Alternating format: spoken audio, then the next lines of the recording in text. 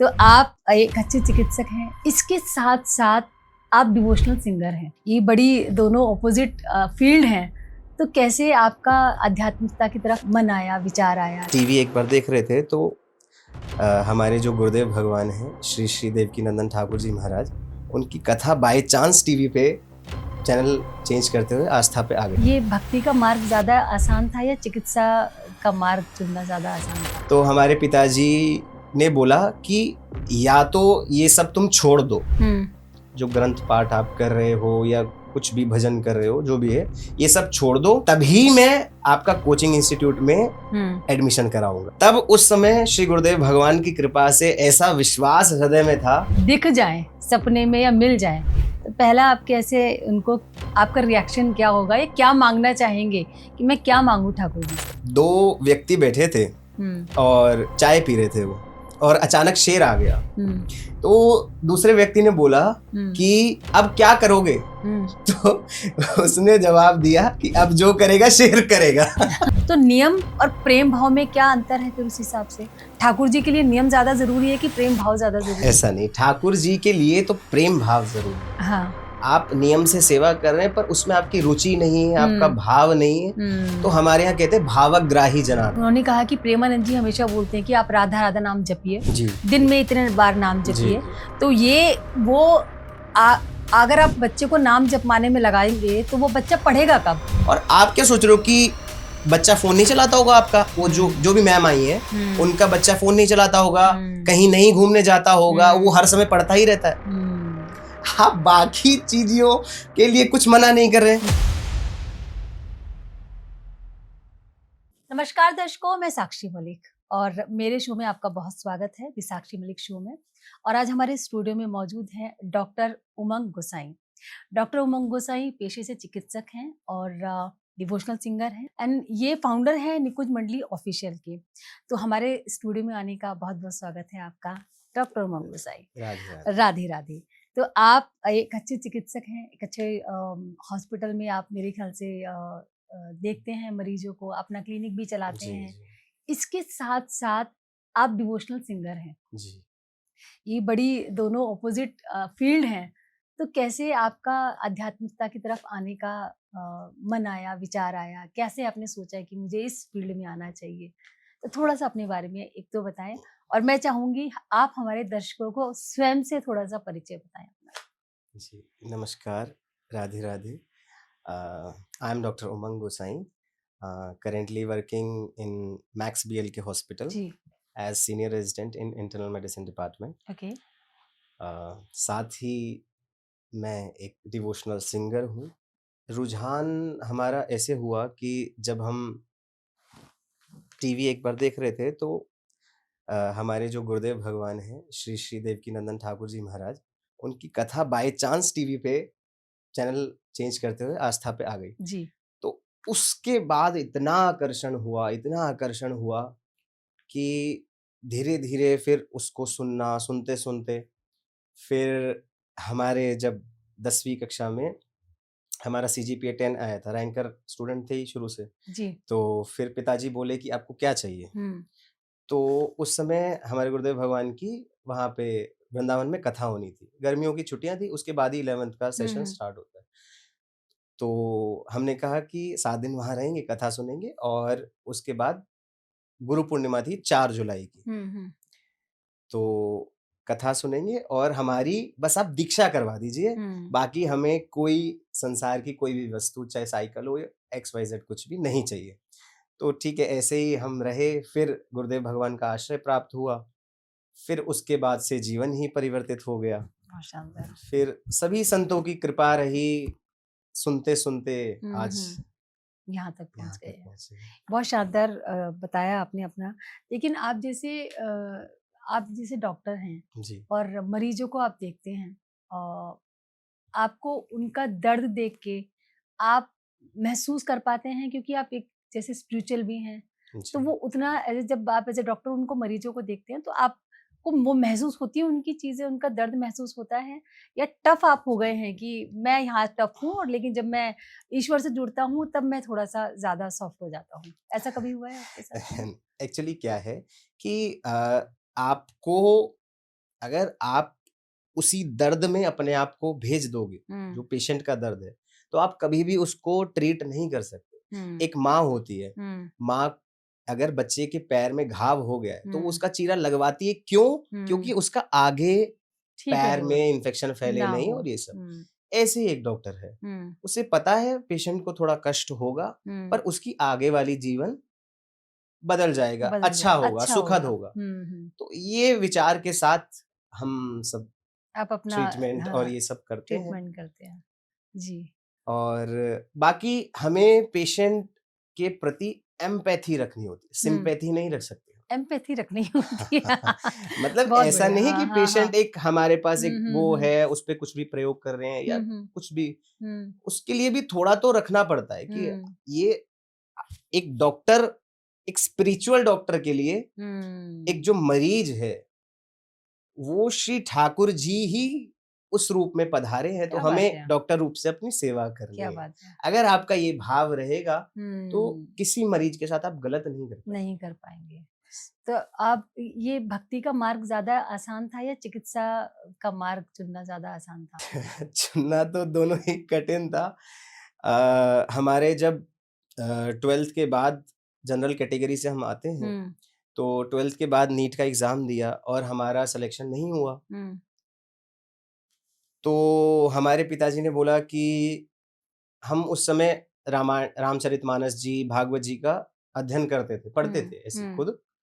तो संध्या के समय हम पढ़ रहे थे, तो हमारे पिताजी ने बोला कि या तो ये सब तुम छोड़ दो, जो ग्रंथ पाठ आप कर रहे हो या कुछ भी भजन कर रहे हो, जो भी है, ये सब छोड़ दो, तभी मैं आपका कोचिंग इंस्टीट्यूट में एडमिशन कराऊंगा।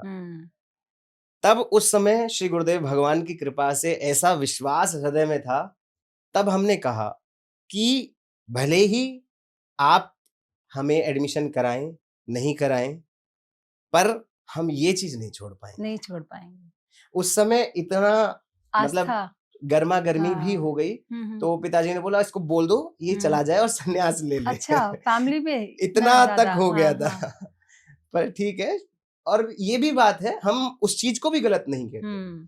अगर पिताजी ने, इस समय तो साक्षात श्री ठाकुर जी के चरणों में विराजमान हैं, तो अगर पिताजी उस समय तीखे शब्द या नहीं बोलते तो शायद वो हमें लगता भी नहीं, और हम उस लेवल की पढ़ाई भी नहीं कर पाते, और आज एक सफल डॉक्टर तो उनकी ही कृपा है, ऐसा नहीं कि उन्होंने कुछ गलत किया। नहीं, होता ही है, क्योंकि देखिए कई बार पेरेंट्स को भी लगता दोनों चीज़ों को चलाना साथ में।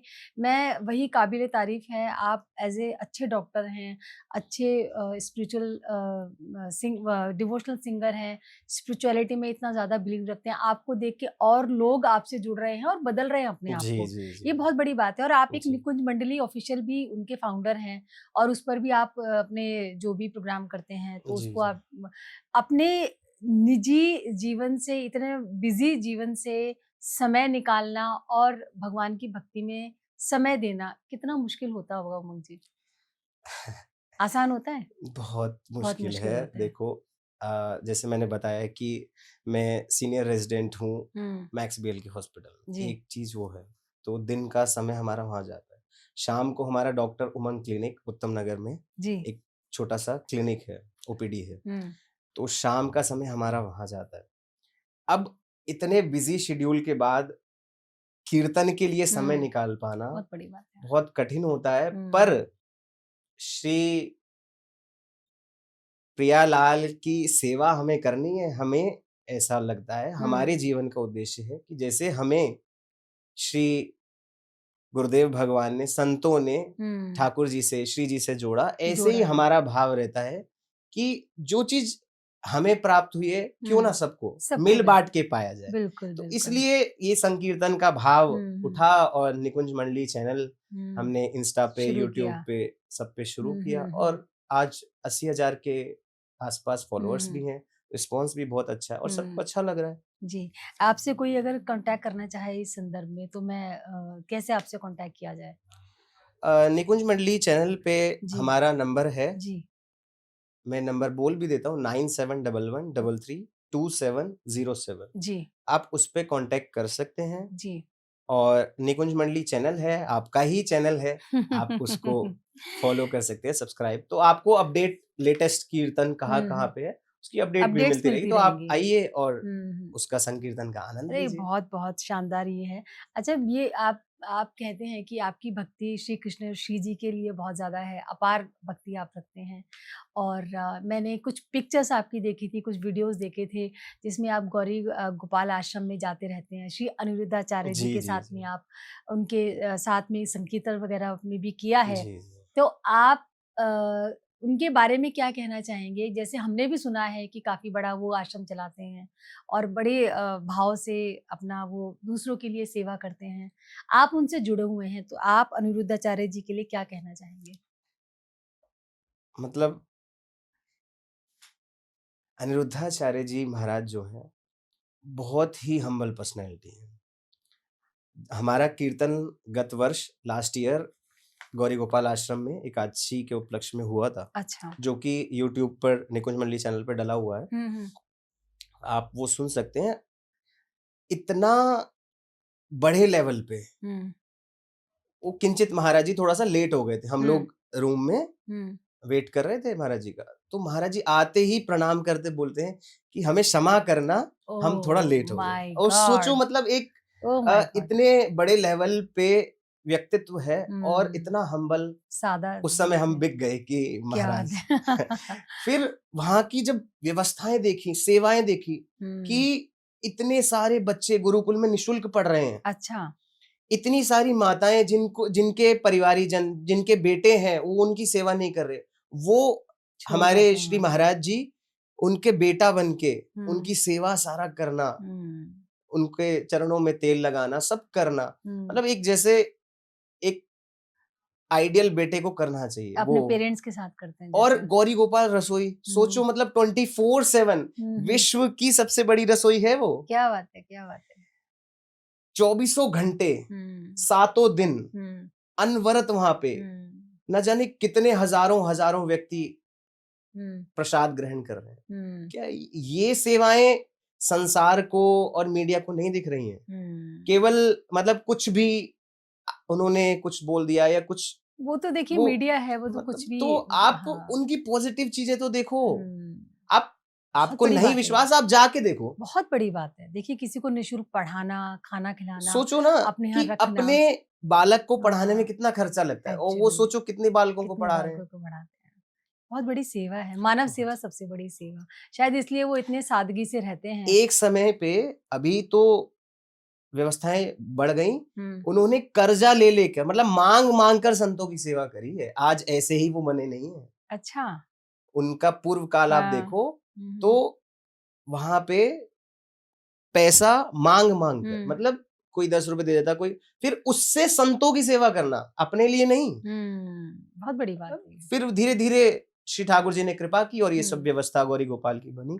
तो आप उनसे जुड़े, जी, आपके मन में भी और थोड़ा भाव आया जी, कि ये देखो कैसे करते हैं, तो मुझे भी और थोड़ा-सा इनके साथ जुड़ना चाहिए। जी। तो आपको कल अगर आपको ऐसा लगता है कि मैं मुझे भी अगर ये भगवान ने इस लायक बनाया और मैं भी अपना आश्रम खोलूँ या चलाऊँ, तो आप करेंगे वो सब चीज़ें जो अनुराधाचार्य जी कर रहे हैं? देखो, हमारा जीवन जिस दिन हम श्री गुरुदेव भगवान के, श्री ठाकुर जी के अर्पण हो गए, जिस हुँ, दिन हमारी दीक्षा हुई, उस हुँ, दिन हम उनको समर्पित हो गए। हुँ, अब जीवन हमारा नहीं है। हुँ, अब श्री जी, ठाकुर जी जैसे चलाना चाहें, जो करवाना चाहें। हुँ, हमारे यहाँ एक लाइन आती है, जो करवाओ, हुँ, जो कहलवाओ, हुँ। मुझे नचाओ निज इच्छा अनुसार। क्या बात है!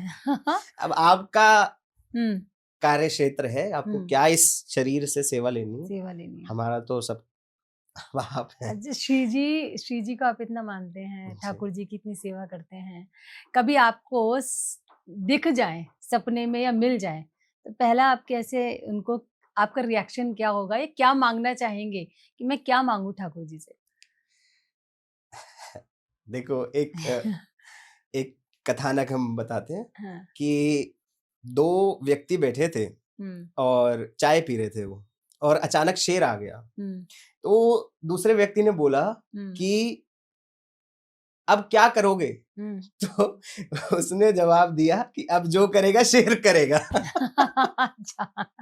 अब हाँ। तो ऐसी श्री ठाकुर जी पधारेंगे तो उस समय तो सुधि रहती ही नहीं है। जब किसी हम्म। भाग्यशाली जीव को गुरुदेव भगवान की कृपा से प्रत्यक्षानुभव होता है, तो एक क्षण के लिए तो वो अचेत सा हो जाता है, फिर ठाकुर जी कृपा करें तो अपनी चेतना में वापस आए। तो आपको लगता है कि जैसे अभी मैंने कुछ देर पहले आपसे चर्चा की थी, तो एक उसमें कई लोग बोलते हैं कि ठाकुर जी को सिर्फ प्रेम भाव चाहिए, कई लोग बोलते हैं कि इनके नियम होते हैं। अच्छा, कई जो लोग लड्डू गोपाल रखते हैं घर में, तो उनके नियम से सेवा करनी होती है, लेकिन अगर जब हम नियम नहीं निभा पाते, तो हम रख नहीं पाएँगे। और जो लोग रखना चाहते हैं और प्रेम भाव से उनकी सेवा जैसे मतलब मन चाहे, वैसे सेवा करना चाहें, तो नियम और प्रेम भाव में क्या अंतर है फिर उस हिसाब से? ठाकुर जी के लिए नियम ज़्यादा ज़रूरी है कि प्रेम भाव ज़्यादा ज़रूरी है? देखो, ऐसा नहीं, ठाकुर जी के लिए तो प्रेम भाव ज़रूरी है। हाँ। आप नियम से सेवा कर रहे हैं पर उसमें आपकी रुचि नहीं है, आपका भाव नहीं है, तो हमारे यहाँ कहते हैं भावग्राही जनार्दन। ठाकुर जी उस वस्तु का भोग नहीं लगाते। ठाकुर जी जो आप वस्तु लेके उसमें जो आपका भाव है कि आज ठाकुर जी को ये पवाएंगे, आज ये, उस भाव का ग्रहण ठाकुर जी करते हैं। तो इसके बाद में जैसे एक जगन्नाथ जी की मैं कहानी भी सुन रही थी, तो उसमें वो एक शायद एक बूढ़ी माता उनके लिए खाना बनाती थी डेली, और वो पहले खुद चखती थी और फिर वो वेट करती थी कि जगन्नाथ जी को जब भूख लगती थी तो वो उनके यहाँ आते थे और वो कहते थे माई मुझे कर्माबाई हाँ, उनका नाम है। कर्माबाई, राइट, कि मुझे भूख लगी और खाना दो। तो वो कुछ ऐसी ही उनकी स्टोरी शायद आपको ज्यादा पता हो, थोड़ा बताएं कर्माबाई जी क्या था उनकी कहानी मतलब का? बिना नहाए धोए हाँ। और ठाकुर जी की वो रसोई जिससे वो दातुन करती थी उसी से वो चला भी देती थी। अच्छा, वो झूठ। उल्टी तरफ से चला भी देती हाँ, थी। कुछ ऐसा था और कहानी। सोचो कि ठाकुर जी अपना मंदिर छोड़कर इतनी पवित्रता से बनी हुई वस्तुएं सब भोग छोड़कर उस कर्माबाई के पास जा रहे हैं कि मुझे तेरी खिचड़ी पानी है। मतलब भाव की कितनी प्रधानता है। सब कुछ है, भाव नहीं है, प्रेम नहीं है तो सब सुना है, सब सुना है। और कुछ नहीं है, आपके हृदय में प्रेम है, भाव है, तो आप संपूर्ण है। इससे संबंधित एक कहानी और है। एक जगन्नाथ जी के कपड़े वो चेंज करके रात को पुजारी जी, और जब सुबह उठते तो उनके कपड़े सारे फटे हुए उनको मिलते। बोले जगन्नाथ जी के कपड़े, मैं रात को अच्छे साफ सुथरे कपड़े पहनाता हूँ और सुबह में इनके कपड़े, पूरा मंदिर इनका अस्त व्यस्त मिलता है। तो उन्होंने बोला कि क्या बात है, तुम क्या प्रॉब्लम है आपको? भई मैं आपको तो साफ सुथरे कपड़े पहनाता हूँ। तो वो बोलते हैं कि वहाँ पे ना कहीं उस गाँव के कोने में एक बच्ची है और वो अपने क्यारी से कुछ फल तोड़ती है और वो भजन गाती है। तो मैं भजन इतनी सुंदर गाती है कि मैं दौड़ा हुआ चला जाता हूँ और वहाँ रास्ते में ना बहुत वो काँटे वाले पौधे लगे हुए हैं। तो मैं जाता हूँ तो मेरे कपड़े वहाँ फँस जाते हैं और मैं उसके भजन के बगैर रह नहीं पाता और मैं इसलिए मेरे कपड़े वस्त्र फट जाते हैं। तो वो पुजारी जी ने वो लड़की को ढूँढा, बुलाया और बोला कि तुम मंदिर में आके भजन गाया करो, मेरे कान्हा जी के वस्त्र फट जाते हैं। तो ऐसा भी होता है भाव में, प्रेम भाव में कान्हा जी खुद चले जाते हैं। सब कुछ होता है। आज भी प्रत्यक्ष किसी को लगता हो कि हमारे बिहारी जी, राधा रमण जी, राधा वल्लभ जी एक पाषाण हैं, तो उसके लिए आप खुद देख लेना। हमारे राधा रमण लाल जो हैं छोटे से ठाकुर हैं और बहुत मलूक है।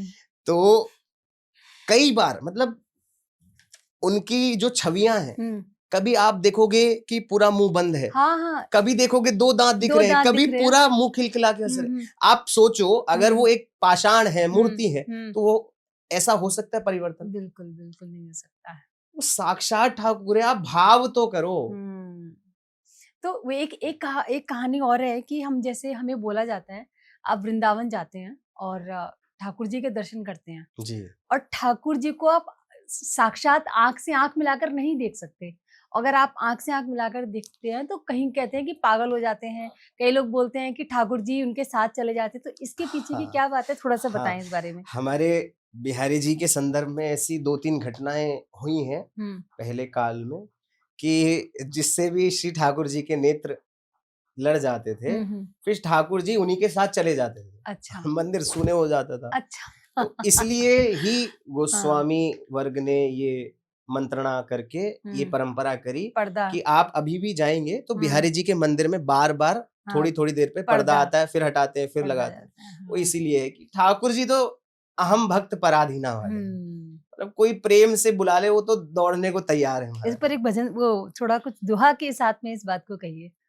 जैसे हमने बोला ये एक श्लोक है, अहम भक्त पराधीना यह स्वतंत्र इव द्विज, मतलब मैं भी स्वतंत्र नहीं हूं, मैं अपने भक्तों के पराधीन हूँ। ऐसे ठाकुर जी हमारे, इतनी प्रेम, इतना करुणा, आप एक बार हृदय उनके प्रति समर्पित करके जोड़ कर देखो, आपका हृदय फटने लगेगा। इतना प्रेम, इतना दुलार ठाकुर जी देते हैं, क्योंकि ठाकुर जी को भी पता है कि इतने सारे आकर्षणों को छोड़कर वो आया है। जी जी जी, कलयुग है भैया, कलयुग है, और नवयुवान अवस्था में आया है। उसको तो ठाकुर जी इतने अनुभव कराते हैं, इतने अनुभव कि आपका क्या ही बोले, मतलब स्पीचलेस हूं मैं, इतने अनुभव ठाकुर जी करवाते हैं। देखिए, आपने ये बहुत सारी बातें जैसे अभी बताई कि भाव के भूखे होते हैं ईश्वर, उनको भाव दिखता है तो वो जैसे चाहे आप भक्त उनको मतलब भगवान को झूठा खिला दें उनको। इस पर उमंग जी एक दोहे के साथ बताइए। हमारे यहाँ एक पद गाते हैं, भजन गाते हैं जी। मैं तो हूँ संतन को दास, क्या बात है। भगत मेरे मुकुट मणि, मैं तो हूँ भगतन को दास, भगत मेरे मुकुट मणि, पग चापूं और सेज बिछाऊं, सेवा करूं हजार। क्या बात पग है। चापूं और सेज बिछाऊं, सेवा करूं हजार, यही तो मेरे मन में बसी, मैं तो हूँ भगतन को दास, भगत मेरे मुकुट मणि, मैं तो हूँ भगतन को दास। आपकी एक उमंग जी एक बात है, जब आप दोहा गाते हैं या भजन गाते हैं तो आपकी आंखों में आंसू आ जाते हैं और चेहरे पर स्माइल रहती है, तो आप उस समय फील कर रहे होते हैं भगवान को। ये तो उस देखो, आपका जितना कनेक्शन होगा ना, हम तो अपने मुख से क्या बोले, वो आप अनुभव कर लो तो कर लो, हम तो क्या बोले। पर ये है कि जिस समय हम भजन गाते हैं, पद गाते हैं, उसको फील करके गाते हैं, उसकी अनुभूति करते हुए गाते हैं। केवल एक गले से हम कंठ से केवल गा नहीं रहे, बस इतना है, और तो हम क्या कहें। आप इतने सुंदर भजन गाते हैं, आपकी आवाज भी इतनी अच्छी है, आपको कहीं बॉलीवुड या कहीं और से अगर मौका मिलता है गाने का तो आप जाना चाहेंगे? पहली शर्त तो हमारी ये रहेगी कि हम अपनी जो आस्था है, मान्यता है, उसमें किंचित मात्र भी कॉम्प्रोमाइज नहीं कर सकते। नहीं करेंगे। ठीक है। जाने को हमारे भाव के अनुरूप कुछ है तो हम उसको कर सकते हैं, नहीं तो ऐसा कोई हमारा प्रयोजन नहीं, उद्देश्य नहीं है। आप ईश्वर को अनुभव करते हैं तो प्रत्येक पल करते हैं। प्रत्येक पल करते हैं। तो आप कहते हैं कि ठाकुर जी से ज्यादा दयामयी राधे जी हैं, श्री जी हैं, ये सच है? सच है। आप एक साधारण एग्जाम्पल से समझिए ना, कि जैसे घर में दो पक्ष हैं, एक माता है, एक पिता है।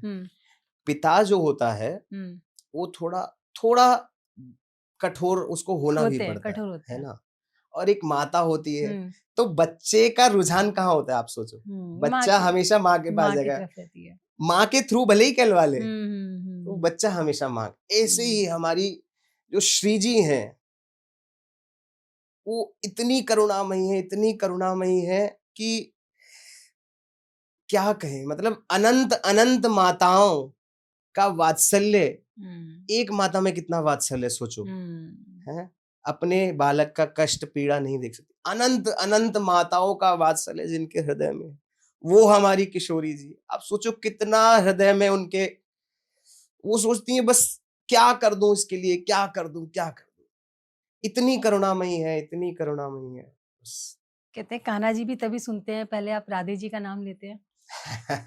एक कथानक है, उसमें एक मोर था, तो ठाकुर जी के उस पे क्या कहते हैं मंडेर पे बैठ के वो करता था कीर्तन।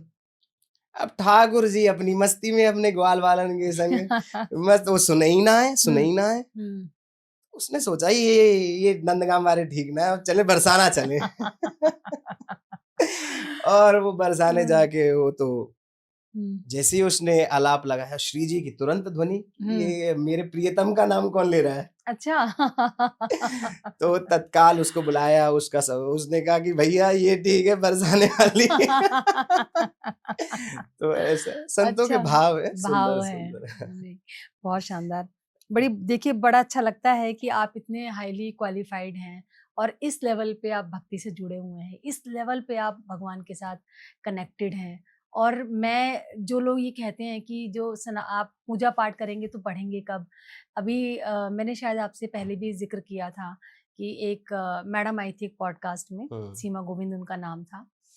उन्होंने ये कहा कि ये सब पाखंड होता है, ये वृंदावन में तो ये ठगी होती है और कोई कितने वहाँ भगवान मिलते हैं, कुछ ये सब पागलपन है, उनके हिसाब से। अच्छा, उन्होंने एक बात और कही, उन्होंने कहा कि प्रेमानंद जी हमेशा बोलते हैं कि आप राधा राधा नाम जपिए, जी दिन में इतने बार नाम जी जपिए। जी तो ये वो आ, अगर आप बच्चे को नाम जपवाने में लगाएंगे तो वो बच्चा पढ़ेगा कब? मैं कहती हूँ सीधा साधा जीता जाता एग्जाम्पल आप सामने बैठे हुए हैं, एक सफल चिकित्सक हैं, एक जी डिवोशनल सिंगर हैं और भक्ति के लिए भी टाइम निकालते हैं, अपने पेशेंट के लिए भी टाइम निकालते हैं। तो ये सब मेरे ख्याल से तो मिथ है, जिसे जो करना होगा तो वो करेगा। लेकिन जैसे उन्होंने आरोप लगाए, वो क्या आरोप सही हैं उस हिसाब से जैसा वो आरोप आरोप कैसे लगाती सही? हैं? आप देखो, आपका आपकी जैसी दृष्टि होगी वैसी आपको सृष्टि दिखेगी। हुँ, श्री ठाकुर जी ने अर्जुन को और दुर्योधन को हुँ, दोनों को भेजा हुँ, कि आप संसार का भ्रमण करके आओ हुँ, और मुझे ये बताओ कि इस समय क्या स्थिति, कितने बुरे लोग हैं, कितने अच्छे लोग हैं, किस क्या स्थिति है। हुँ, तो अर्जुन जी हुँ, वो धार्मिक हैं, धर्म प्राण हैं, हुँ। वो जब घूम के आए तो उन्होंने कहा कि इस संसार में कोई भी बुरा व्यक्ति नहीं है। अच्छा। वहीं दुर्योधन जब भ्रमण करके आए तो उन्होंने बोला कि सारे ही बुरे हैं, इस हुँ, संसार में कोई अच्छा नहीं। फर्क क्या था? फर्क आपकी दृष्टि का है। आपने वो क बड़ा आप अच्छा हाँ। भाव लेके जाओगे हुँ, तो वृंदावन में आज भी हुँ, इस हम प्रमाण के साथ कह रहे हैं हुँ, कि आज भी हुँ। ठाकुर जी का अनुभव आपको होता है, होता है, होता है। तो जैसे उन्होंने आरोप लगाया कि ये और हाँ। दूसरी बात वो ये हुँ, कह रही हैं कि हुँ, राधा राधा में लगा दें, हुँ, तो कौन मना कर रहा है? हुँ, ठाकुर जी ने गीता जी हुँ, में कहा माम अनुस्मर युद्ध हुँ, च। हुँ, ये तो नहीं कहा कि युद्ध छोड़ दे, हुँ, राधा राधा कर ले हुँ, या मेरा भजन कर। ठाकुर जी ने कहा युद्ध करते हुए मेरा स्मरण कर। हुँ, और आप क्या सोच रहे हो कि बच्चा फोन नहीं चलाता होगा आपका? वो जो हुँ, जो भी मैम आई हैं, हुँ, उनका बच्चा फोन नहीं चलाता होगा, हुँ, कहीं नहीं घूमने जाता होगा, वो हर हुँ, समय पढ़ता ही रहता है। हुँ, आप बाकी चीज़ों के लिए कुछ मना नहीं कर रहे हैं। हुँ, हुँ, अगर वो कुछ समय आप जप करके देखो, कोई भी एक हुँ, आप राधा राधा ले लो, हुँ, कोई मंत्र जो गुरुजनों से आपको प्राप्त हो, हुँ, उसको निरंतर जब आप रटते हैं, हुँ, तो उसकी शक्ति जागृत होती है। आपके हृदय में इतनी पॉजिटिविटी आ जाएगी हुँ, कि सामने वाले की नेगेटिविटी आपको प्रभावित नहीं कर पाएगी, नहीं कर अपितु पाएगी। हुँ, आप इतने पॉजिटिव होगे, आप इतने चार्ज्ड होगे कि आप सामने सामने वाला वाले को परिवर्तित, परिवर्तन कि भाई ये परिवर्तन आ व्यक्ति जाएगा। है क्या? हुँ। ऐसी चीज़ है, आपने एक बड़ी अच्छी बात कही है, जैसी दृष्टि वैसी वैसी सृष्टि। सृष्टि। ये सही बात है। उन्होंने तो बहुत कि आप जाते हैं बरसाना राधा राधा करके, कहाँ है राधा? ऐसा बोलती हैं तो और वही मैं कह रहा हूँ ना कि गुरुजनों को उनका संग करो, हुँ, उनमें श्रद्धा रखो। जो श्रद्धा और विश्वास है हमारे हुँ, नेत्र हैं, हुँ, उनसे श्री ठाकुर जी का अनुभव किया जाता है। हुँ। जैसा भाव रखेंगे वैसे ही आपको दिखेगा। आप सांसारिकता देखने जाओगे तो वो हर जगह है। बिल्कुल, वो बिल्कुल, कोई भी ऐसी जगह बता दो बिल्कुल। कि जहाँ सांसारिकता, कलयुग का प्रवेश कहीं नहीं हो, ऐसा तो हुँ, है नहीं। युग धर्म है। हुँ। देखिए पिछले मेरे पॉडकास्ट में एक सज्जन आए थे जेंटलमैन, उन्होंने बताया कि उनकी लाइफ कितनी खराब थी, वो कहीं नशे की तरफ चले गए थे और बहुत परेशान रहे। एक दिन गलती से वृंदावन चले गए आहा। और उन्होंने बताया कि मैं जिस दिन से वृंदावन गया हूँ और आज मेरा जीवन पूरी तरीके से बदल गया। तो ये मैम को बताओ ना उनका मैं पॉडकास्ट और ये हाँ, उनको भेज देना, मैं वही कह उन्हें रही पता हूँ। चलेगा कि आप राधा नाम का कैसे क्या प्रभाव होता है। आप कैसे इतना सोच सकते हैं? उन्होंने कहा कि ये सोचो कि मेरे को अच्छे-अच्छे डॉक्टर नहीं बदल पाए और मैं वहाँ एक बार जाने के बाद मेरा जीवन बदल गया और वो पूरी तरीके से भक्ति के लिए भी समर्पित है और एक अच्छा जीवन जी भी रहे जी, हैं। जी, जी। और मैं तो यही कहूँगी कि जिसे मतलब सनातनी होना या ईश्वर से जुड़ना कोई गलत बात नहीं है, लेकिन बशर्ते आप अपना यही जीवन का लक्ष्य है। आप हुँ, सोचो, हमारे गीता जी में हुँ, योगेश्वर भगवान श्री कृष्ण क्या कह रहे हैं? हुँ, ममई वांशो जीवलोके, मेरा ही अंश है, तेरा कभी नाश नहीं होता, तेरे को कोई काट नहीं सकता, कोई मार नहीं सकता। हुँ, आप वो चीजें, आप शरीर मान रहे हो, हुँ, यही तो अज्ञान है। हुँ, देहात्मवाद ही तो अज्ञान है। हुँ, आप अपने आप को शरीर मानोगे तो फिर तो आप संसार में ही भ्रमण करते रहोगे, कभी आप इस काल चक्र से छूट नहीं सकते। नहीं छूट पाएँगे। पुनरपि जन्नम पुनरपि मरणम पुनरपि हुँ, जननी जठरे शयनम, हुँ, बार बार आपको माता के गर्भ में जाना पड़ेगा। हुँ, आपको ये स्वीकार करना पड़ेगा कि मैं शरीर नहीं हूँ। हुँ। तो मतलब आप ये ठाकुर जी के यहाँ चमत्कार भी होते हैं? खूब चमत्कार होते, चमत्कारों हुँ, से तो हमारा जीवन भरा ही है। अच्छा। तो पल पल कुछ पर ऐसा आपके साथ अनुभव हुआ तो बताएँ? बहुत अनुभव है। वृंदावन के जगन्नाथपुरी का हुँ, एक हम संस्मरण कहना चाहते हैं हुँ, कि हम थे, हमारे बहुत अच्छे रसिक हैं, गृहस्थ में रहते हुए अखंड नाम संकीर्तन जिनके घर पे चलता है, दिनेश अंकल जी जी। और माधुरी आंटी हुँ, जी, उनकी जो धर्मपत्नी है। हुँ, तो उनके साथ हम जगन्नाथपुरी दर्शन करने गए थे। तो वहाँ पे गंगा सागर है, जी। ठीक है? गंगा सागर पे हम गए, वहाँ पे किसी लोकल ने हमें कुछ मतलब इन्फॉर्मेशन हो गई। हाँ। कुछ ऐसा था कि वो जो लास्ट जो स्टीमर चलता है, हुँ, 8:30 बजे चलता है। हुँ, हुँ। उसने वो सुबह का टाइम बता दिया। अच्छा। हम दर्शन कर रहे थे, गंगा सागर पे गए। अब जैसे ही आरती-वारती हुई, सारे ई-रिक्शा सब पूरी भीड़ गायब। हम लोग जो 4-5 थे बस वो बचे हुए। हम हुँ, सोचे कि ऐसा हुआ क्या भाई? क्योंकि हुँ। स्टीमर वो बुक हो मतलब वो आपको टाइम पे पहुँचना, वो टाइम होता है स्टीमर उनका भी, लीव कर हाँ। जाएगा। हुँ, अब वहाँ पे टाइम हमारे पास है, रास्ता है पौन घंटा या उससे ज़्यादा। ठीक है? हमारे पास 35-40 मिनट ऐसे के आस-पास रास्ता है। हम पता ही नहीं अब क्या करें? हुँ, और उसके अगले दिन हमारी फ्लाइट भी दिल्ली के लिए हुँ, वापस। हुँ, तो अब बड़े परेशान, क्या करें, क्या करें? तो एकदम से मतलब आप सोचो कि अनजान व्यक्ति, हुँ। एक गाड़ी आती है, हम शायद 6 लोग थे और 7 सीटर ही गाड़ी आती है, ठीक है? हुँ, और व्यक्ति, हम नहीं रोक रहे हैं उसको, हुँ। वो व्यक्ति खुद हमारे रुके, पास आके रुक रहा है। खुद मतलब रुके। मैं ये बता रहा हूँ कि हुँ, आप उस पे दिमाग भी लगा सकते हो हुँ, अपना, है हुँ, ना? कि आपने रोक ली होगी तो क्या होगा हुँ, इसमें? हुँ, वो व्यक्ति हमारे पास आके रुकता है और हुँ, पूछता है आपको कहाँ जाना है? हुँ, ठीक है? हम ऐसे-ऐसे बताते हैं, तो उसने कहा अच्छा आप बैठ जाओ। बैठ गए हम और वो पता नहीं हवा की स्पीड से ऐसा लग रहा है कि गाड़ी उड़ाती चल रही है, हुँ। ठीक है? और उसने फिर उसी व्यक्ति ने वो स्टीमर भी रोक के रखा। उसको कॉल कर दिया जो भी क्या बात! कि स्टीमर आप रोक हुँ, के रखिए, बस मैं पहुँच रहा हूँ। हुँ। और जब हम वहाँ गए तो मतलब ऐसा था कि कोई सेलिब्रिटी आ रहा है, सारे स्टीमर वाले बाहर लाइन ओह से माय खड़े हैं कि भाई गॉड! कौन है ऐसा जिसके लिए ये पूरा पूरा स्टीमर रुक सब गया। चढ़ चुके हैं, ओह रुका माय हुआ है। गॉड! मतलब उस समय अ, फिर हम गए और नहीं तो किसी भी हालत में अगर हमारी पर्सनल कार भी होती, हुँ। तो भी हम उतने समय में वहाँ नहीं पहुँच उस सकते, समय नहीं आपको पहुँच सकते। अनुभव हुआ था कि ये ईश्वर की कहीं न कहीं रूप में आए हैं? ये चीज़ें क्या होता है कि उस समय आप उस मोड में नहीं होते, आपको एकदम से नहीं समझ आएगा। हुँ, ठाकुर जी लीला करके जब चले जाते हैं, फिर लगता है, समझ अरे में आता यार! है। कितने भक्तों के साथ लीला हुई है। सब कह फिर समझ अरे यार ये कहते तो हैं कि साक्षात तो ईश्वर किसी न किसी रूप में आते हैं, साक्षात तो नहीं आते, लेकिन किसी न नहीं, किसी रूप साक्षात में भी आते, साक्षात नहीं आते नहीं कह सकते। अच्छा, पर हम उस लायक नहीं हैं हुँ। कि प्रत्यक्ष वो आ हाँ, जाएँ तो मैं फिर मेरा हाँ, मेरा हाँ। कहने का मतलब यही था कि जो आपके साथ हुआ तो हो सकता है वो ईश्वर के रूप में ही कहीं आपकी हेल्प करने के लिए बिल्कुल, आए थे। देखो एक बात और है कि मानो तो मैं गंगा माऊं, नहीं तो बहता पानी। बिल्कुल है ना, आपकी अगर भावना है, ऐसा हृदय है आपको, तो समझ में आएगा, नहीं तो आपको लगेगा ऐसी ढकोसलेबाजी सारी, जैसा वो मैम आपके कह रही थी आके। एक उमंग जी, आपका सबसे फेवरेट भजन कौन सा है जिसको आप सुनकर या गाकर बहुत ही अच्छा महसूस करते हैं और आप ईश्वर से जुड़ा हुआ महसूस करते हैं? जी, जी। बहुत ही सुंदर भाव है, आप सभी भी श्रवण करें और उसको फ़ील करें उसको, आँखें बंद करके। ऐसा क्या काम किया हमने तेरा, ऐसा क्या काम किया हमने तेरा, जो मेरा हाथ तूने थाम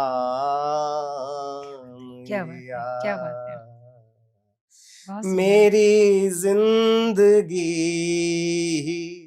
बदल दी तूने, मेरी जिंदगी बदल दी तूने, क्या जरा सा मैंने तेरा बहुत नाम सुंदर, लिया, बहुत सुंदर, बहुत सुंदर। क्या जरा सा मैंने तेरा नाम लिया। बहुत शानदार। सुन के आप मेरे रोंगटे खड़े हो गए हैं उमंग जी। इतना शानदार भजन आपने गाया है। तो ये आपके सबसे बेहद दिल के हृदय के, करीब है। कि ठाकुर जी हमसे, मतलब जीव है, क्या कर सकता है, कितनी सामर्थ्य है जीव, हुँ। ऐसा क्या हमारे द्वारा बन गया कि आपने हमें स्वीकार कर लिया। अनंत अनंत जन्मों से हम भटक रहे थे, हुँ। श्री गुरुदेव भगवान ने आपको समर्पित कर दिया और जीवन बदल दिया। सच्ची कहते हैं, जीवन एकदम बदल गया। इसका श्रेय किसको देना चाहते हैं आप? हाँ, इसका श्रेय हम अनंत श्री विभूषित धर्म रत्न, जिनको सब देवकी नंदन ठाकुर जी जी, महाराज के नाम से जानते हैं, वो जी, हमारे श्री सद्गुरुदेव भगवान हैं। हमने बताया जैसे जी। स्टार्टिंग में कि 10वीं कक्षा में हमारी दीक्षा हुई। उसके बाद से गुरुदेव भगवान ने जीवन की दशा और दिशा दोनों दोनों परिवर्तित कर बदल दी। दी। जिस समय पे एक नवयुवान नशे की लत में, हाँ। वेश्यागमन में हुँ। और ना जाने क्या-क्या गलत आदतों में जाते गलत हैं। आदतों में जाता, उस समय गुरुदेव भगवान ने हमारा हाथ पकड़कर निहाल जीवन कर दिया। सच्ची जीवन हम बदल कहते दिया। हैं कि निहाल कर दिया। जो आप मानव जीवन का फल है, हुँ। वो उपलब्ध करवा दिया गुरुदेव। इस पॉडकास्ट में आपसे एक रिक्वेस्ट करूँगी, जो युवा गलत आदतों की तरफ जा रहे हैं, नशे में हैं जैसा आपने अभी भी कहा, नशे की तरफ या और भी आदतों की तरफ, तो उनको अगर आध्यात्मिकता से जुड़ना है, इस पॉडकास्ट को देखकर एक ऐसा संदेश ज़रूर उनके लिए दीजिए कि वो भी कहीं न कहीं अच्छे मार्ग पर चलें। जी, बहुत, मतलब बहुत समय की माँग है और हम ये कहते हैं कि आप श्रवण करो, जी, सुनो, जी। जिनमें आपकी श्रद्धा है, हुँ, उनको श्रवण करो। हुँ। धीरे-धीरे आपके हृदय में वो जो झाड़ू लगेगी, तब आपको आध्यात्मिकता के प्रति रुचि पैदा रुचि होगी। पैदा होगी। हमारे ब्रह्म सूत्र है कि तत्व जिज्ञासा, हुँ, कि मतलब सुपर पावर कौन है? हुँ, मैं कौन हूँ? हुँ, ये जब आपके भीतर प्रश्न उत्पन्न होंगे, हुँ, तब तो आप ग्रंथों का अवलोकन करोगे, तभी गुरुजनों का संग करोगे। हुँ, हुँ, अगर आप शरीर मान रहे हो, शरीर तो फिर खाता है, पीता है, सोता है और हुँ, मर जाता है। हुँ। शरीर की तो यही अवस्था है। ये तो क्यों युवा वर्ग नहीं जुड़ना चाहता आध्यात्मिकता से? हाँ, ये भी बहुत अच्छा, और हम हुँ, इस पे ज़रूर बोलना चाहेंगे। इसमें हमें जो लगता है हुँ, कि सबसे बड़ा दोष हुँ, माता-पिता का है। हुँ, क्योंकि हमारे शास्त्रों में कहा कि 5 वर्ष तक हुँ, बच्चे को उसका लालन-पालन, खूब उसको लाड करो।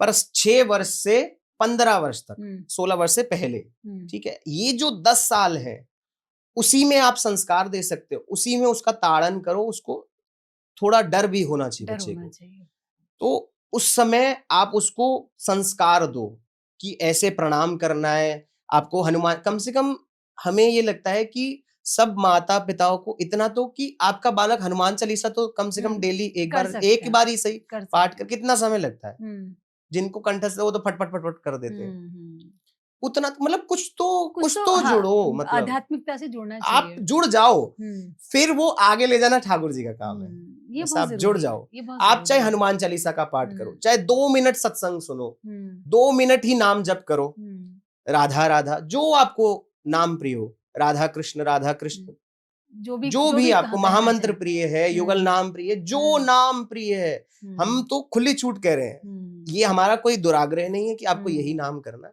जो नाम आपको प्रिय लगे, आपको राम राम प्रिय करो, कहीं ना कहीं आध्यात्मिकता से जुड़ जाओ, फिर वो आप कैसे परिवर्तित हो जाओगे, वो आप खुद अचंभित हो जाओगे कि ये हो क्या गया, क्या थे और क्या बना दिए गए।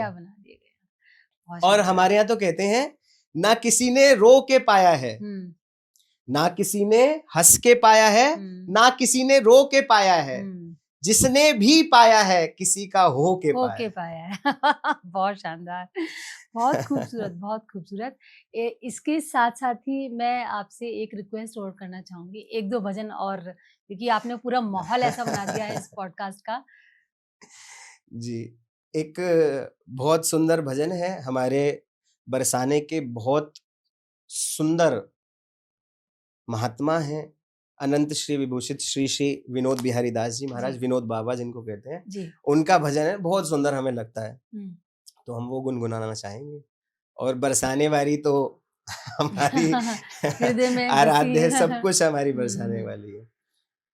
तो भजन है, हो मेरो मन लग्यो बरसाने में, जहाँ बिराज राधा रानी, मेरो मन लग्यो बरसाने में, जहाँ बिराज राधा रानी, मन हट्यो है दुनियादारी से, मन हट्यो है दुनियादारी से, जहाँ मिले खारा पानी, क्या बात है, मेरो मन लग्यो बरसाने में, जहाँ विराज राधा रानी। शानदार, बहुत सुंदर, बहुत खूबसूरत, बहुत खूबसूरत।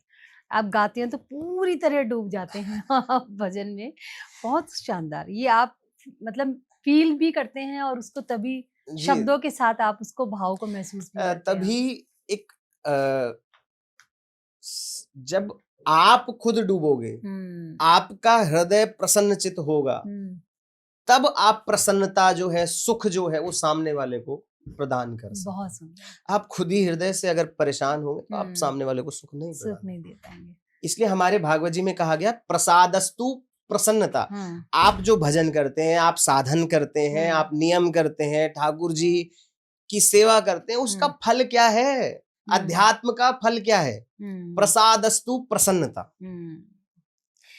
आपने आज बहुत सारी डिवोशनल बातें हमें बताई, जिस में आपका आना हुआ भक्ति मार्ग में।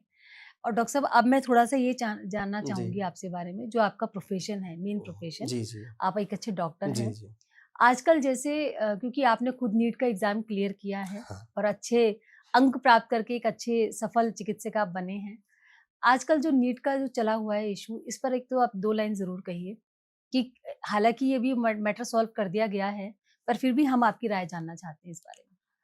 हाँ, एक मतलब छात्रों के साथ बहुत गलत व्यवहार है ये, कि एक छात्र, एक तो कोचिंग आजकल इतनी महंगी होती है, बहुत ज्यादा, इतना खर्चा करके माँ बाप लगाते हैं, उस बच्चे पे कितनी रिस्पॉन्सिबिलिटी, उस पे कितना मेंटल प्रेशर होता है, और फिर एग्जाम दे के आता है, कुछ समय बाद पता चलता है कि वो पेपर लीक हो गया। सोचो, उस जो पूरे साल मेंटल प्रेशर में था, उस समय उसके दिमाग की क्या स्थिति होती होगी आप सोच नहीं सकते। यही कारण हमने होता तो है कि ड्रॉप वो लिया था तो 1 साल हमें पता है वो कितना प्रेशर होता है दिमाग तो पे। यही डॉक्टर साहब यही कारण होता है कि आत्महत्या की तरफ बच्चे कई बार कदम उठा लेते क्या हैं। करे, उसके पास हुँ, माँ-बाप उसको हुँ। बोल रहे क्या हैं, करेंगे बस सही माँ-बाप हाँ, तो माँ-बाप ने पैसा लगाया वो उनका भी अधिकार है बोलने का। बिल्कुल, बिल्कुल, बिल्कुल। वहाँ से उसको सपोर्ट मिल नहीं रहा, हुँ, सरकार कुछ सपोर्ट हो नहीं रहा, यहाँ से हुँ, पेपर लीक हो जा रहे हैं। हुँ। तो वो बेचारा बच्चा करे तो क्या करे? परेशान उसके हो पास कोई जाते हैं, ऑप्शन नहीं बचता। ऑप्शन नहीं पर हम बचता। फिर भी ये कहते हैं कि हुँ, आत्महत्या कोई समाधान नहीं समाधान है। नहीं है। नहीं करना चाहिए, नहीं करना हुँ, चाहिए, नहीं। हालाँकि अब नए नियम बना दिए गए हैं नीट के ऊपर। हाँ, हाँ, हाँ। देखो इतना बवाल बहुत होने के बाद सरकार हाँ, देखो जो आंदोलन हुआ, हुँ। शुरू तो नीट से हुआ था जो जंतर-मंतर पे, पर वो उसको पॉलिटिकल एजेंडा हाँ, बना दिया बना दिया गया। गया। Right, right.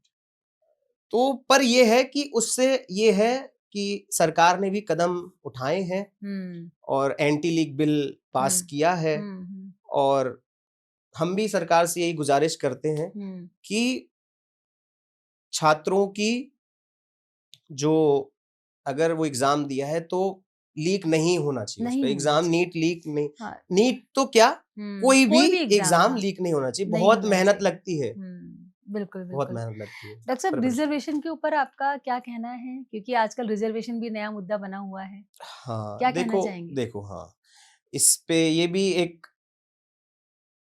हम जरूर इस पे बोलना चाहेंगे कि जी, आप सोचो कि 10 साल के लिए संविधान में कहा गया था कि जी, रिजर्वेशन है उसके बाद उसको रिफॉर्म करना है रिफ़ॉर्म ना करना वो है। तो रिफॉर्म कभी हुआ नहीं नहीं हुआ। है ना आप सोचो कि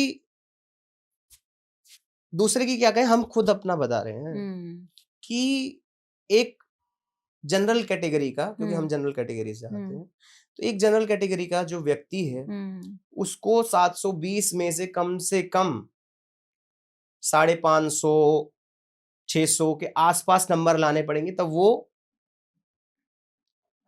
गवर्नमेंट कॉलेज से पढ़ेगा हुँ, अच्छे गवर्नमेंट कॉलेज राइट। वहीं एक एससी एसटी का कैंडिडेट छात्र है हुँ। 300 साढ़े 300 नंबर पे उसको वही कॉलेज आराम से सेम मिल जा रहा कॉलेज है ईज़िली जो मिल साढ़े जाएगा, 500 पे जनरल कैटेगरी को नहीं मिल रहा वो उसको आराम से मिल जा रहा है मिल जा रहा है। फिर दूसरी बात हुँ, अब आरक्षण जो है वो एससी एसटी जो गरीब है उनका ही हक हुँ, खा रहा है आप हुँ, सोचो एससी एसटी में भी दो वर्ग हैं बिल्कुल, बिल्कुल। एक तो गरीब तबका है जिसके हुँ, माता पिता किसान हैं हुँ, या खेती बाड़ी करते हैं कुछ ऐसा काम करते हैं हुँ, तो हम तो खुद कह रहे हैं कि उनको आरक्षण मिलना ही चाहिए मिलना चाहिए। जभी तो उनका हुँ, अपलिफ्टमेंट होगा हुँ। तभी तो वो आगे बढ़ेंगे अब इससे हो क्या जा रहा है अब जो एससी एसटी का हुँ, उच्च वर्ग है मतलब हुँ, जो पढ़े लिखे हैं हुँ। जिनकी फैमिली वेल सेटल्ड है ठीक है वो, हाँ। अब उनके पास पैसा है हुँ, वो अपने बच्चे को महंगी महंगी कोचिंग सब कुछ करवा रहे हैं करा रहे हैं। तो आप ये सोचो ना एक गरीब का बच्चा है जो बेचारा कोचिंग नहीं कर पा रहा हुँ, एससी हुँ। एसटी है वो भी हुँ। एक एससी एसटी है जिसके माँ बाप दोनों आईएएस हैं हुँ, जैसा हुँ। अभी केस हाँ, एक हाँ, टीना हाँ। दावी का आया था हुँ, हुँ, है हुँ, हुँ, हुँ। तो उन्होंने सब कुछ उसको प्रोवाइड किया है हुँ, इस हुँ। बच्चे के पास कुछ नहीं है हुँ, तो आप सोचो कौन सेलेक्ट होगा हुँ। वही सेलेक्ट होगा तो बिल्कुल। जो अमीर एससी एसटी है वो हुँ, गरीब एससी एसटी का हक नहीं खा रहा है हक खा रहे हैं। तो आपको नहीं लगता डॉक्टर साहब ये कि ये योग्यता के आधार पर ही होना चाहिए? बिल्कुल कम से कम एजुकेशन में हुँ, तो योग्यता के आधार पर ही होना चाहिए हुँ, और आपको रिजर्वेशन कुछ परसेंट देना है तो हुँ, आप उनके जो इनकम है आय हुँ। के बेस पे रिजर्वेशन दो ये कास्ट बेस पे रिजर्वेशन नहीं होना नहीं होना चाहिए। नहीं होना चाहिए बिल्कुल इसको हटाना चाहिए हुँ, और सरकार को इस पे जरूर ध्यान देना ध्यान चाहिए देना चाहिए। हम इस पॉडकास्ट के माध्यम से गुजारिश करते हैं हुँ, कि बिल्कुल इसमें रिफॉर्म की जरूरत है हम हुँ। ये नहीं कह रहे कि आप एकदम हटा दो हटा दें। पर रिफॉर्म की बहुत बहुत जरूरत है ज़्यादा आय ज़रूरत के है। बेस पर आप रिजर्वेशन दीजिए हुँ। एक डॉक्टर साहब जैसे आजकल बहुत केसेस ऐसे आते हैं क्योंकि आप भी एक जी क्लिनिक भी जी चलाते हैं, एक अच्छे जी हॉस्पिटल में काम करते हैं। कई बार क्या होता है कि पेशेंट सपोज़ कीजिए आपके यहाँ पेशेंट आया हॉस्पिटल में और वो किसी कारणवश उनको मतलब ट्रीटमेंट भी मिला लेकिन वो नहीं बच पाए। जी उस सिचुएशन में कई बार क्या होते हैं कि उनकी जो फैमिलीज़ होती है वो हॉस्पिटल में तोड़-फोड़ करती है, डॉक्टर्स को मार-पीट करती है कई बार और इतना कई बार वो वहाँ पर ऐसा माहौल बना देती है, स्टाफ को मारना हॉस्पिटल में तोड़-फोड़ करना। वो कितना जायज होता है, या क्या ये कितना, किस सिचुएशन में ऐसी चीजें होती हैं वेट? बहुत मतलब सरकारी अस्पताल, हमने जीटीबी हॉस्पिटल से अपना एमबीबीएस किया है, तो सरकारी अस्पताल में तो रात को रेजिडेंट डॉक्टर है, ठीक है, उसकी सिक्योरिटी के लिए कोई नहीं है वहां पे, ठीक है, एक एक मरीज पे 20-20 लोग घुसाते हैं। आप सोचो, एक जो स्टूडेंट है, रेजिडेंट डॉक्टर है वहां पे, उसने कितनी मेहनत करी, माँ बाप से अलग रह रहा है, सारे अपने जो भी फेस्टिवल्स वगैरह है वो सब का मोह त्याग कर वो ड्यूटी कर रहा है, रात रात भर जग रहा है, एग्जाम लिखा तो एग्जाम लीक हो गया, वो अलग दुख, अलग प्रॉब्लम, ठीक है, चलो क्लियर करके सिलेक्शन हुआ, तो अस्पताल में मतलब अभी कितनी घटनाएं रिसेंटली आई कि मतलब रेजिडेंट जो फीमेल है उसको इतना मारा, उसकी मतलब अब कैसे कर सकते हो समाधान? देखो, बचना डॉक्टर ट्रीटमेंट दे सकता है, बचना न बचना वो ऊपर वाले के हाथ में है। तो पर आपका मरीज सिक था या ठीक है वो एक्सपायर किया, हम ये नहीं कह रहे करना चाहिए, पर किसी कारणवश एक उम्र के बाद तो सबको ही जाना है ना, अब ये तो इमॉर्टल तो कोई भी नहीं है, बिल्कुल, है ना। तो जब वो आप उस पे इतना हंगामा कर रहे हो कि बेचारा जो डॉक्टर हजारों मरीज देखता है दिन में, उसी को ही तुमने मौत के घाट उतार दिया। नहीं तो इसका समाधान क्या है? सरकार को ये सुनिश्चित करना चाहिए कि जो डॉक्टर वहां पे है उसकी सिक्योरिटी में स्टाफ रहेगा ही रहेगा, और वो स्टाफ ऐसा नहीं होना चाहिए कि पता पड़ा लड़ाई हो भाग जाए, दबंग स्टाफ होना चाहिए ना, सिक्योरिटी मजबूत होनी चाहिए। सरकारी हॉस्पिटल में बिल्कुल नहीं है, तो आप फेस करते हैं ये सब चीजें? हमने फेस करी है। अभी तो खैर मैं मैक्स हॉस्पिटल प्राइवेट हॉस्पिटल में हूँ, बट वहां पे हमने खूब देखा है, और हम चाहते हैं कि सरकार से इसके लिए भी कदम उठाना चाहिए। उनकी अब सोचो कि कितनी मेहनत से उन्होंने पढ़ाया, और फिर पता चलता है कि वो बच्चा, बहुत दुख होता है माँ बाप पे क्या बीतती होगी, सोचो। मैं इस पॉडकास्ट के माध्यम से अपने सभी दर्शकों से कहूंगी कि आपने जैसा भी अपील की है और जरूर लोग सुने और देखें और थोड़ा ध्यान दें इस बात पर। और जैसे कि आज का पॉडकास्ट बहुत ही अच्छा रहा, जिसमें हमने मेडिकल का भी बहुत चर्चा की, और भक्ति भाव, जैसे कि आप डिवोशनल सिंगर हैं, स्पिरिचुअलिटी के बारे में भी हमने डिस्कशन किया। और मैं ये चाहती हूँ कि आप युवा जुड़े, आधुनिकता होना ठीक है, लेकिन आधुनिकता के साथ में अगर आध्यात्मिकता भी है तो उसकी बात ही कुछ और है। बिल्कुल बिल्कुल, दोनों चीजें हो जाती हैं। तो बिल्कुल, और मैं कोई ये कहे कि जैसे अभी एक मैडम ने बड़ा उल्टा सीधा बोला था पॉडकास्ट में, वो ये कहे कि ऐसा नहीं होता, तो लाइव एग्जांपल आप हैं, एक अच्छे डॉक्टर भी हैं और एक अच्छे स्पिरिचुअल पर्सन हैं और दूसरे डिवोशनल सिंगर हैं। और मैं चाहती हूँ कि आप नेक्स्ट पॉडकास्ट में मतलब ये अभी पहला पॉडकास्ट आपका हमारे साथ में है, अगले पॉडकास्ट में एक नए विषय के साथ में, एक नई चर्चा के साथ में आपके साथ हम फिर एक शूट करें। हमारे स्टूडियो में आने का आपका बहुत बहुत स्वागत है। लेकिन ये शो एंड करने से पहले मैं आपसे फिर एक रिक्वेस्ट करूंगी, एक तो जो आपके गुरुजन है या जिनको भी आप क्रेडिट देना चाहते हैं, श्रेय देना चाहते हैं, उनके लिए इस पॉडकास्ट के माध्यम से अपनी आप आभार व्यक्त कर सकते हैं, और एक प्यारे से दोहे के साथ इसको एंड कीजिए। ठीक है, हाँ, सर्वप्रथम हम निम्बार्क संप्रदाय से आते हैं, वैष्णव हैं जी। तो हमारे श्री गुरुदेव भगवान, जैसा हमने बताया कि अनंत श्री विभूषित धर्म रत्न, जिनको सभी देवकी नंदन ठाकुर जी महाराज के नाम से जानते हैं जी, उनकी कृपा से ये जीवन चल रहा है। और हमारे अनंत श्री विभूषित जगत गुरु निम्बारकाचार्य श्री श्री जी महाराज, जिनका समय समय पर दास को अनुग्रह प्राप्त होता रहता है। फिर जो हमें हमेशा रहता था कि हम ब्राह्मण कुल में हैं तो क्या हम श्लोक बोल पाएंगे जी, तो ऐसे हमारे श्री अनंत श्री विभूषित मलुक पीठ वाले महाराज जी, जिनकी कृपा से हमने श्लोकों का सस्वर गायन करना सीखा। क्योंकि महाराज जी जब श्लोक का गायन करते हैं ऐसा लगता है साक्षात लीला चल रही है। गायन की शैली में एक श्लोक होता है नॉर्मल बोलना भागवत जी का जी, एक होता है गायन की शैली में जी, तो जी, वो महाराज जी से प्राप्त हुआ। फिर गोरीलाल महाराज जी, उनका भी समय समय पर दुलार प्राप्त होता रहता है। अनिरुद्धाचार्य जी महाराज हैं, तो ऐसे ही सब संतों की कृपा इस दास पर बरसती रहे। दास तो बस यही चाहता है। और हमारा ये अपील है सभी दर्शकों से और जो युवा पीढ़ी है विशेषतः, कि आप कुछ भी करिए पर ठाकुर जी से जुड़िए, उनको अपना मानो। ठाकुर जी को कुछ नहीं चाहिए, आप उनको बस अपना मानो। जैसे आप अपने बालक से, बेटे से, पति से सबसे प्रेम रखते हो, उसका 10% भी आप ठाकुर जी से कर लो तो वारे न्यारे हो जाएंगे।